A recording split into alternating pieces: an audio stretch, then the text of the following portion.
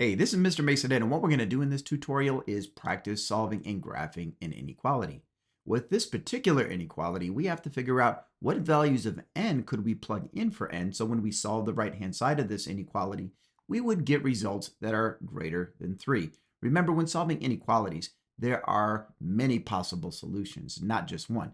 So what we're going to do is we're going to simplify this inequality a bit. We're going to write 3 is less than negative 5n plus 2n, which is negative 3n. All right, now just like equations, our goal with inequalities is to isolate the variables, so we have positive one of those variables. So whenever you have a coefficient, you have to divide the coefficient by itself. Anything divided by itself is always positive 1. And we do the same thing to the other side to balance our equation. So that gives us on this side negative 1, and on this side we have positive 1n. But we must be careful. When dealing with inequalities, when dividing by a negative, you must reverse the direction of your inequality symbol. So we're going to take this less than symbol and make it a greater than symbol. So the solution is anything that is less than negative 1. So to show that graphically, we're going to write a circle around negative 1. Now remember, we have to keep that an open circle. We cannot shade it in. Now, if your symbol had an equal to as part of that inequality, then you would have to shade that in to include that number as a possible solution.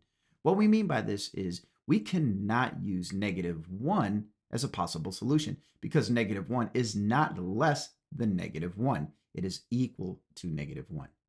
Now we have to draw an arrow pointing to the left just to show that we can use any number on the number line that is less than negative 1. That might include something like negative 1 1/2, or negative 1.8, or even negative 1.001, but anything to the left of negative 1 would work as a possible solution. All right, just to demonstrate that anything to the left of negative 1 would satisfy our inequality, let's just take one of these numbers and plug it into our inequality just to show that it makes a true statement. So we're going to do 3 is less than negative 5 times n, which in this case we're going to use negative 4 plus 2 times n, which we're going to replace with negative 4.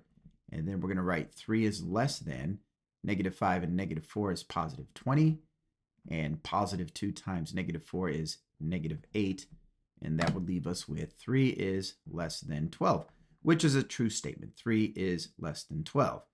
All right, now let's substitute a number that would not satisfy our inequality. So we're going to write 3 is less than negative 5 times, in this case, we're going to use positive 2, plus 2 times n, which is positive 2.